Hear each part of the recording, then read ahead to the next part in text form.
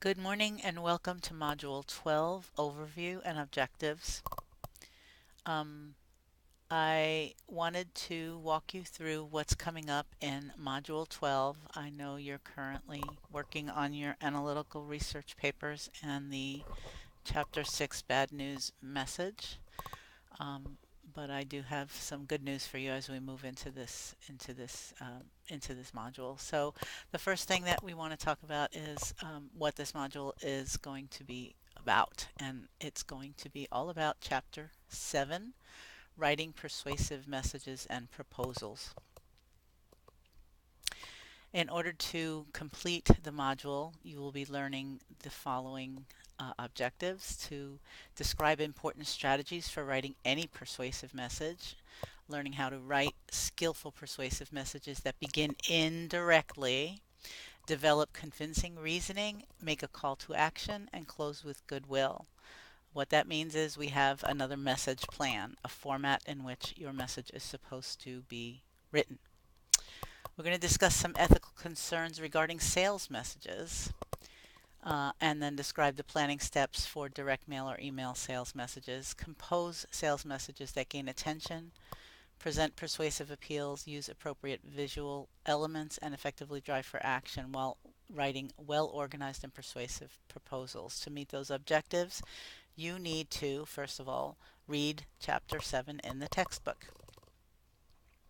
As I have been doing for the last few chapters especially, the next thing that you're going to have to do is watch and read the Chapter 7 PowerPoint lecture.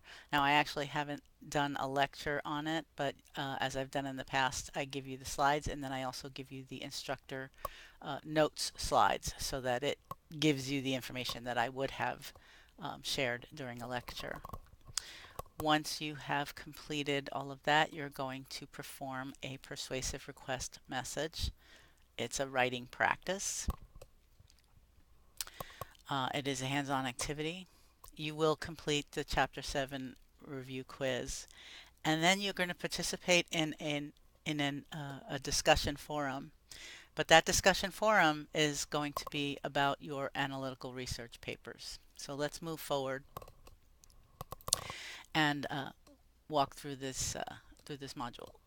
So as you can see, I have uploaded the slides, the instructor version of the slides. I took away the student version of the slides with just the slides, but I have also uploaded as a PDF document my lecture notes so that you can download them, and hopefully that will help you to understand what the actual slides are meaning. And if you compare it to what was in the textbook, this summarizes a lot of the important facts that you'll get in the textbook. Might want to download and print this out to help you as you are writing your persuasive message. Moving on, I just wanted to point out to you that I have included some links for additional reading about persuasive messages. I gathered these things from the textbook website, Online Learning Center. So I thought rather than sending you there, I would just kind of give you the links to those helpful hints. Okay, moving on, we will now talk about the assignment that you're going to be working on for Chapter 7. So this is going to be a little bit fun, I think, because you've already seen this assignment, okay? Let me bring you back to our first week where you had to write what I called the benchmark writing assignment. Take a look at the scenario, okay? The assignment that I gave you early in the semester was to write a persuasive request to your employer, me, with the goal of convincing me to begin a tuition book reimbursement program at First Federal Bank. You wrote those messages long before we learned about setting up a message based on a message plan, whether it's direct or indirect, how each of the opening paragraphs body or content paragraphs and closing paragraphs should look. Also the format of the message, whether it's internal or external, all the planning documents that we learned and used in chapters 1 and 2. So this time you've got the same scenario. But before you do anything else, I want you to review your original persuasive request that you submitted as the benchmark writing assignment in week 1. If you don't have access to it, please contact me. Let me know. I saved them all and I'll be able to send it back to you. And just like what we've been doing in chapters 5 and 6, I want you to look at what you wrote in the beginning of the semester and list the weaknesses and the shortcomings. Again, based on the general plan for an indirect order persuasive message. Also, did you use the correct indirect order for the persuasive message? The appropriate format, is it supposed to be a formal letter or an internal memo? So you have to do your audience analysis. Don't forget about the things we learned in the chapter 4 with all the appropriate writing styles. And always, always, always chapter B, correctness in communication. Remember to list your weaknesses by each of the sections, so the way I grade it, the way the grading rubric is set up. So format, first of all, was it written as it should be? Was it formatted as it should be? Then we go into the actual message itself. Did the opening paragraph meet the message plan for a persuasive message? Did the body paragraph and did the closing? And then go back and look and see, did it meet at all of the appropriate writing style suggestions, positive tone, limiting sentence content, avoiding passive voice, all those things we learned in chapter 4. And then you can use your problem-solving approach and audience analysis handouts again to plan your communication strategy so that you can revise the message to meet the indirect order, as well as to prepare an effective, persuasive message for me to start that tuition and book reimbursement program. We're not doing the peer editing. That step 5 is only for face-to-face classes. And as always, you will submit the document using the submit button up here. Don't forget to separate the list of weaknesses page from the actual document page, because I want to see the document, the revised document, in the actual format, which means it should be on its own page. It doesn't have to be a separate file, just its own page. Alrighty, again, as always, try to take a look at this grading rubric to see what some of the things are that I'm looking for in order for you to earn the proficient level for this writing assignment.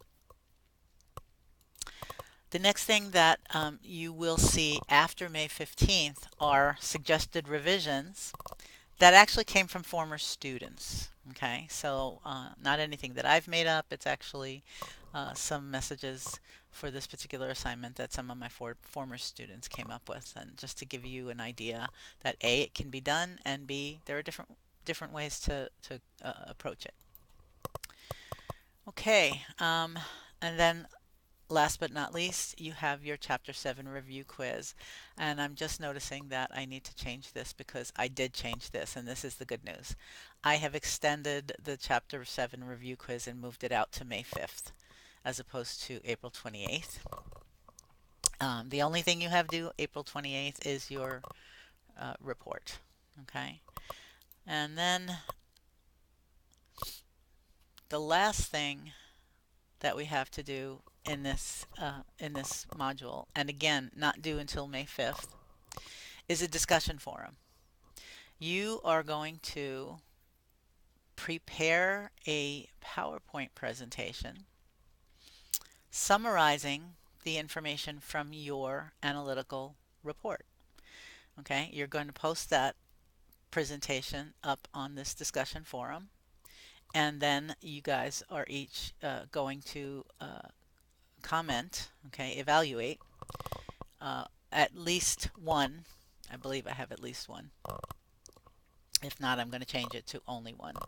At least one of your classmates. You can do more, doesn't matter, but it's very important that you, for this class, that you do some sort of an oral report. Now, if you have the capacity and you know how to use the technology where you can show yourself as you're doing your presentation, that's even better. But mostly I just want to hear your voice do the PowerPoint slideshow. Okay, so your voice explaining what the PowerPoint slides are going to share. Remember to go back to chapters 3 and chapter 10 as you develop your PowerPoint presentation. Okay, so you already have all of the information. You're just basically one slide per major section and then describe the information in that section. I hope that is clear. I've given you all kinds of information here and links to help you to prepare this presentation. And I believe that's it for Module 12. Again, you have until May 5th to complete all of these assignments. Your report will be basically done and over with except for this presentation. And it's an easy slide to the end of the semester at this point in time, for this class anyway. All right, well, again, please contact me. Let me know if you have any further questions. Email me. I am available from 8 a.m. to 5 p.m. Monday through Friday. We can do a telephone conversation, a Zoom meeting, or just email back and forth. Well, you guys have a great week. I look forward to reading your reports and seeing your presentations.